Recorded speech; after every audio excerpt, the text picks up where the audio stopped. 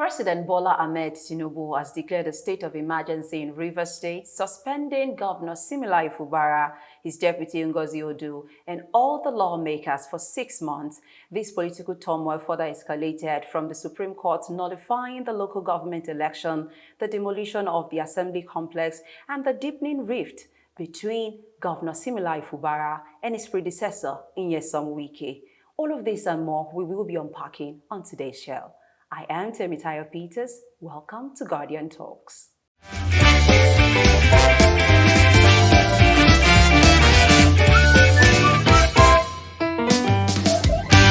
Joining us in the studio for an in-depth analysis is Temitope Olaiya, fondly called Templar, is Guardian's news editor. Welcome to the show. Thank you, Temitope. All right. First of all, how will you react to this political turmoil that's been happening in Rivers State? What has been happening in Rivers State is not a surprise. Since the crisis broke out in October 2023, political watchers will know that there was only a determined end. And it was that the governor, Siminalayi Fubara, we have to go. So all the plots, all the intrigues, was like, how are we going to get to the end point, which is Fubara must go? And before the declaration by the president yesterday, it was only 2 cards on the table for the governor to resign or for the governor to be impeached. Now, what the president did was to draw out from his shelf a last card, which was declaring a state of emergency and suspending democratic institutions in Rivers for 6 months. That window, the way it appears, gives the governor a lifeline, in the sense that while the president can still extend the state of emergency, if security intelligence at his disposal suggests to, the governor can still return to office after 6 months. Now, his return will now be dependent on acceding to the political agreement that was fashioned out prior to the Supreme Court judgment. I recall that last week, when the president was meeting with the Niger Delta elders, he expressed his frustration that the political crisis was lingering despite his presidential intervention. And he made a statement which already predicted what was to happen next. What he said was that in his private and public conversations on this matter with the governor, he had advised him to stoop to conquer. That phrase suggests where the president stands in this crisis. It's no doubt, it's very clear the president is on the side of his minister, of the FCT, Nyesom Wike. So advising the governor of the state to stoop to conquer was like telling him to roll over the mat and succumb to whatever are the demands of the former governor who brought him to office. So when the president was expressing that frustration, it had already shown that there was going to be a conclusion to the Rivers State crisis. Now, the conclusion that was presented was the Rivers State APC giving the governor a 48 hours ultimatum to resign. That expired. But on the face value, the president was saying that the governor should obey the ruling of the Supreme Court. Now, all attempt for the governor to obey the ruling of the Supreme Court was, like you all witnessed, a macabre dance. The House were playing dilly-dally with the governor. And the House, which failed to receive the governor to present his budget, as advised by the Supreme Court ruling, could sit to serve an impeachment notice on the governor. So it was going towards a predetermined end. Now the president stepping in was to say, haha, let's give the governor another chance. 6 months is enough time for both parties to go and judge and let the state have some respite. When we return after 6 months, I think the governor and the House of Assembly members should be ready to work together for the remainder of their term, which will be not less than 2 years. Do you think the state of emergency was necessary, or it was to neutralize Fubara and then, gain control over Rivers State? Every reaction to that declaration had been in one way. The state of emergency was a hard knock to address that problem. The problem was political. Evoking state of emergency was really out of the cards. You needed to apply political solutions to political problems. But at the onset of this crisis, because the president was not in the middle ground, it was difficult for the governor to go full throttle into the agreement that was signed.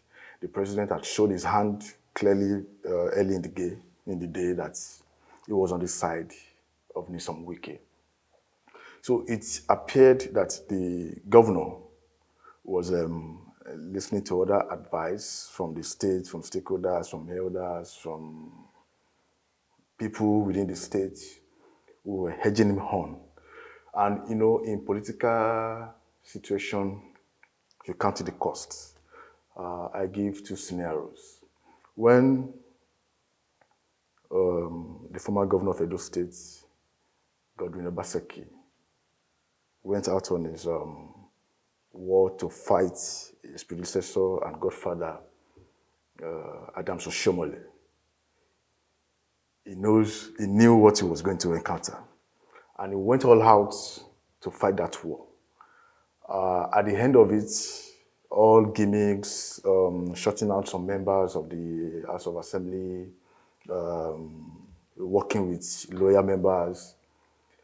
When it was time for re-election, his godfather, who was then the national chairman of the APC, which was the ruling party both in the state and at the central, denied him of the ticket. He switched over to the PDP and won his re-election.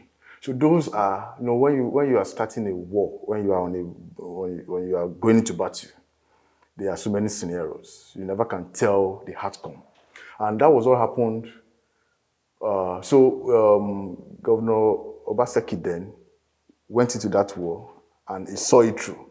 When he was denied the ticket, he crossed over to PDP and continued the war until he got his second term. And at the end of the day, when it was now his own turn to now hand over to his successor, he was also trying to play a godfather by appointing someone to be the PDP candidate, but lost out in that game. So it's a give or take. In politics, politics is not morality. And that's what most people don't put on the cards, put on the table when they discuss. When you're discussing business, okay, you sign an agreement, terms and conditions. But when you're discussing politics, you're strictly not it's not on white and black. You just have to play by the rules. And when you play by the rules, in a game, there can only be one winner. So in this case of Rivers, as it stands, though the governor has another opportunity to reset, but it seems he's on the losing end in this battle. If you now reset and now work towards the political agreement that was reached last year, so it will mean that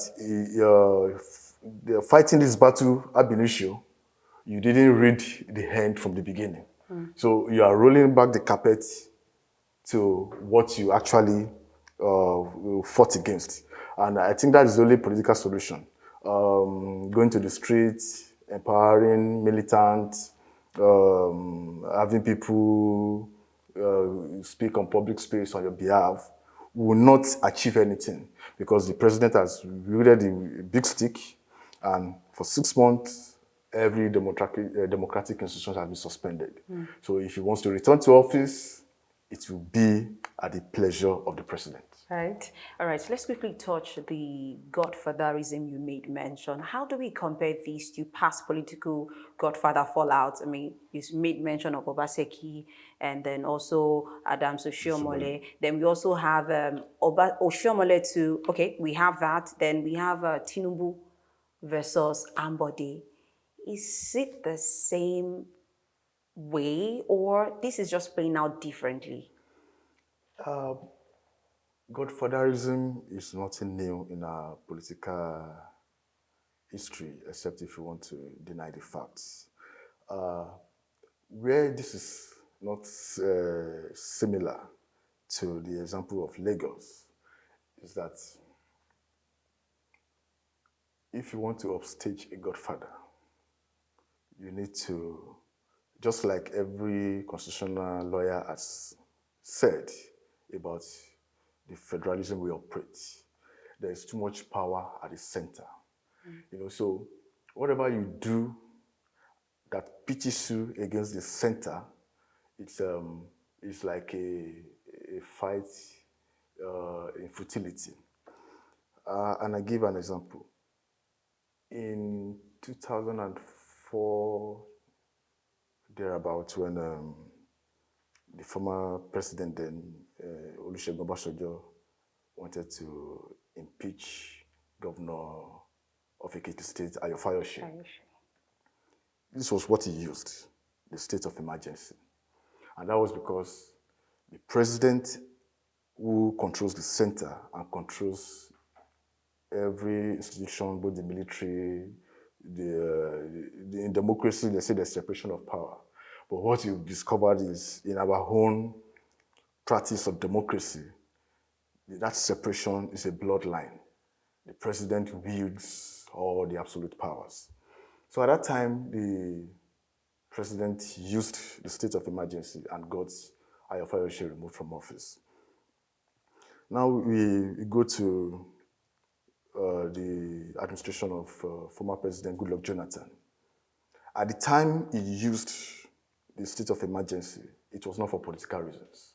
Even though at that time there was a political crisis ahead of his re-election in 2015, but because of the security insurgency in the Northeast and in all the governors involved, the three Northeast states, Borno, Yobe, and Adamawa, were all on the opposition APC. So as a PDP governor, he tried to play by the rules, evoke state of emergency, but left the governors in office. Now, at the time of former President Muhammadu Buhari, which I want to now cite what happened between the current president and the governor then in office, Akinwumi Ambode, when there was a crisis between the godfather and the godson. Ambode had the president at the time, Muhammadu Buhari, as a fallback option. And the president tried to mediate. He sent emissaries, including his vice president, Yemi Osinbajo, all to no avail. So the only thing, just like in the case of Edo, when Oshiomhole was having a battle with Godwin Obaseki, was to wait for the governor at the time of primaries. And all efforts to settle that score proved abortive. So at that point, the president had to let the will of the people prevail. They've selected their representative to stand in for the election. And that was the end of it. Ambode was denied a second term. And we would have thought, in the worst case scenario, the issue going on between Wike and Fubara would be the worst case scenario, Fubara will be denied a second term, whether on the ticket of the PDP or any other party he decides to go to, or even be defeated at the polls, maybe by any candidate from the APC or any other party. That is the godfather showing who he is, against his godson. But when you have the tide is tilted now because where the president stands is different. The way former President Muhammadu Buhari tried to intervene between Asiwaju Tinubu and Akinwumi Ambode is not the same way President Tinubu is trying to intervene between Wike and Fubara. What President Tinubu is doing is like giving an order that you must go to your godfather. So in that situation, the hands of the governor was tied, and it was further tied by the judgment of the Supreme Court. So at that point, the governor had been boxed to a corner, which was why I said earlier that it was going towards a predetermined end. He was either going to be impeached or he was going to be advised to resign. So looking at those scenarios, the role of the and why is it important? All godfathers are scared of one thing: losing their grip. And their godson. No, not even on the godson. Losing their grip on the grassroots. Once a godfather loses that, it becomes ordinary. That's why any governor in office, the first assignment is to have, even if you are from another party, is to have the lawmakers, the House of Assembly on your side. Then secondly, to have the local government chairman on your side. So in any battle between a godfather and godson, the trophy is always who controls the House of Assembly so that the governor can sleep with two eyes closed, who controls the grassroots through the local government chairman. And in this instance in Rivers, the governor had been surrounded.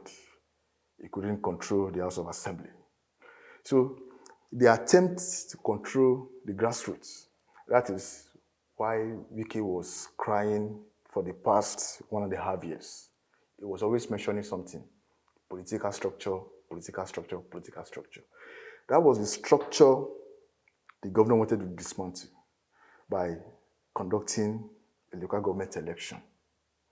He tried to use his own party, the PDP, but because of the internal wranglings within the national PDP, he couldn't have his way, so they had to use another platform, another party to conduct local government election.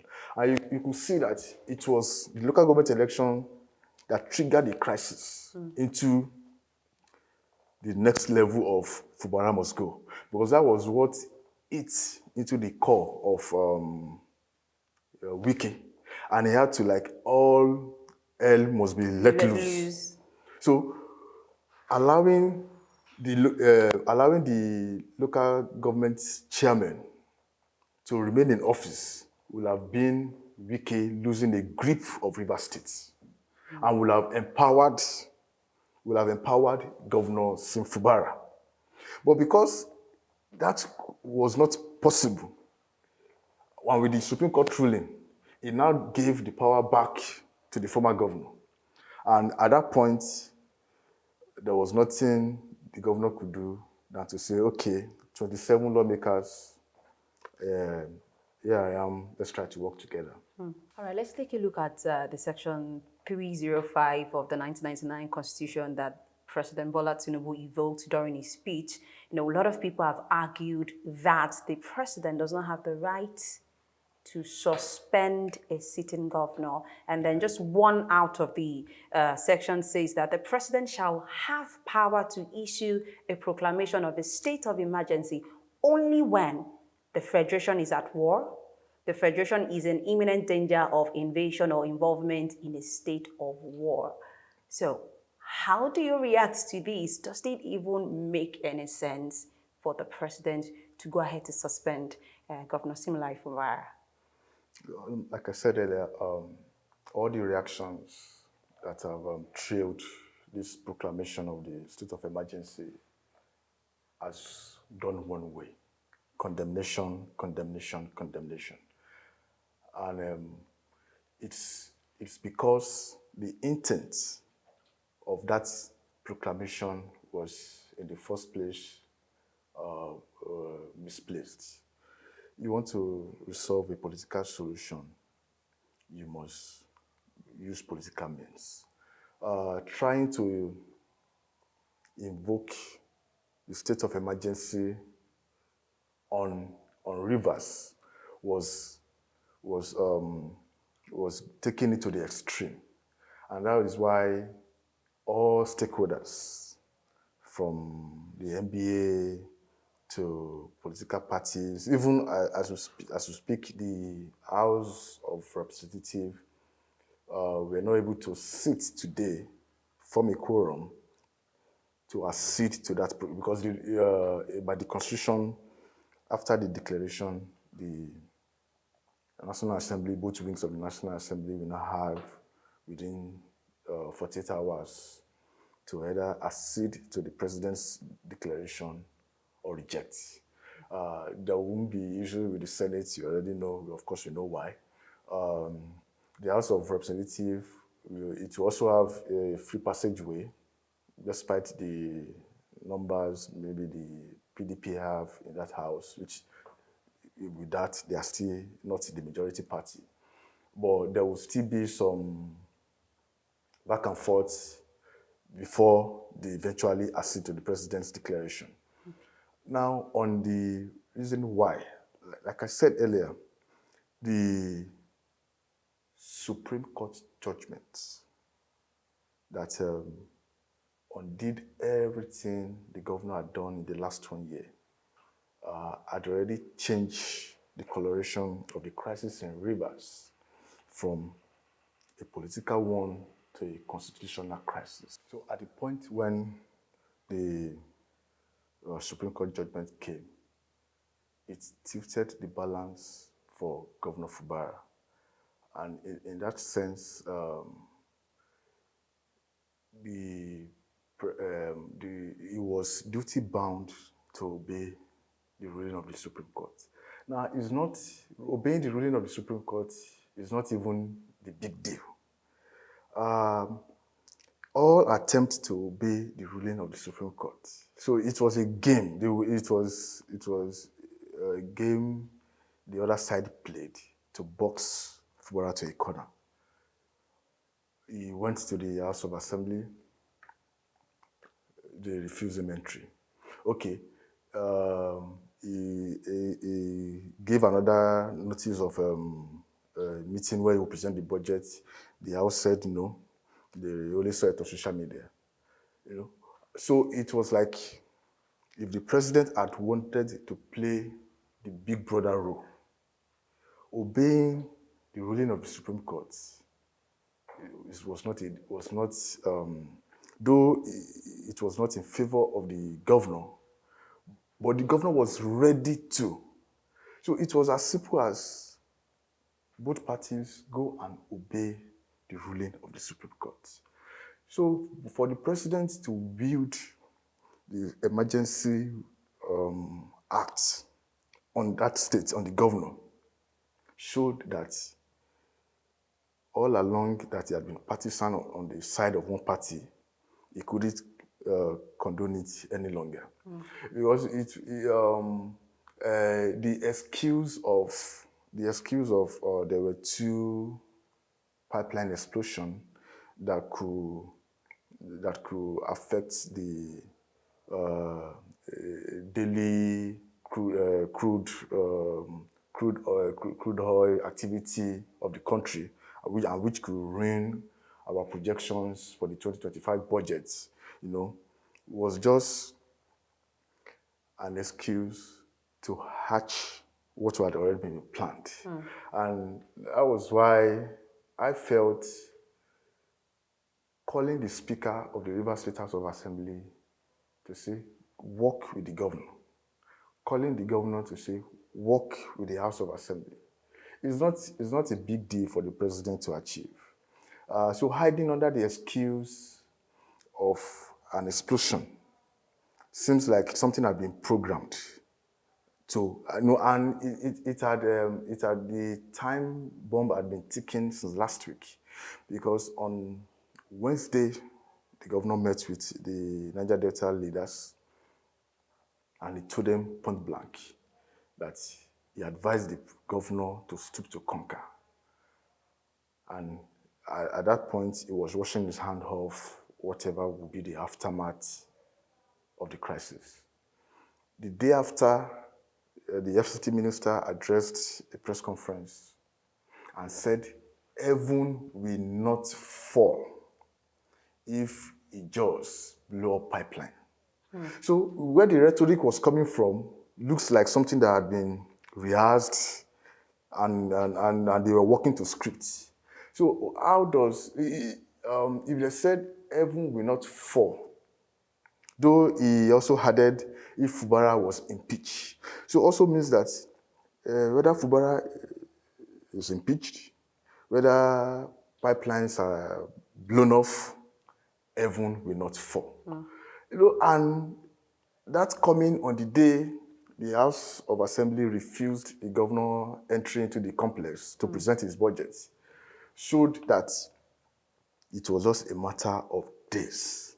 So when, at the onset of this week, the Assembly gave the notice of impeachment, we are already counting down to 2 weeks. Okay, between now and 2 weeks, the Chief Judge will act on it and set the process of impeachment rolling and all that. So it is either the Chief Judge was the person standing in between whether to accede to the demands of the Assembly with the allegations made against the governor, or whether the Chief Judge will discountenance the allegations and give the governor the go-ahead to continue governance and all that. We were still looking forward to how that will play out when one strike, two strike, and in a 30 minutes or 1 hour notice, the president was to address the nation. So it looked between last week, or let me say between when the Supreme Court judgment gave the ruling and now, there was nothing Fubara didn't do to be on the side of the law. So how come all attempts to be on the side of the law and obey the Supreme Court ruling were rebuffed? Showed that from the presidency down to the Rivers State House of Assembly, they were working to a script. Now, in the interim of these 6 months, because the lifeline thrown at the governor is at the pleasure of the president to extend the emergency or not, the governor's hand is now tied to accede to the agreement, the political solution that was made at the president's office last year. Now, the details of the political solution is not really different. This is why I say everything is working to a script. There is not much difference between the details of that agreement and the Supreme Court ruling. Everything is all what the governor has done since the program started was nullified. So it was, whether you go to the left or you move to the right, you are going to meet the same... At center. Exactly. Okay, so are we saying now that if Governor Fubara and his predecessor, Wike, does not make peace, there won't be peace in Rivers State? There will be peace. There will be peace. But the crisis, that was why I said that the crisis is only instigated. It's just a disagreement between Godfather and Godson. But it is to the extent of how the Godfather has gone that has brought governance in Rivers State to a standstill. So what it means is, if the Godson reconciles with the Godfather, then governance will continue. Now, at what price? Since 2023, in fact, the governor said it on several occasions that he couldn't govern the state. Every attempt, all the things he was doing, trying to bypass the assembly, which is what has now been nullified, he was just trying to, while in office, let me just make attempts to keep governance going. But in the real sense of the word, it is the Rivers people that have been suffering for the past 2 years. And until this matter is resolved, there is no headway. And as it stands, the only resolution is to accede to the Godfather. Okay, so speaking about resolution, could this suspension lead to further legal battles? Or what are the possible outcomes? The possible outcome is one way. The National Assembly is going to accede to the declaration of the president. And once that is done, what the president said stands. So there is no way the courts will overrule the president and the National Assembly. If it will happen, it will not be in the lifetime of this administration. So that is a given.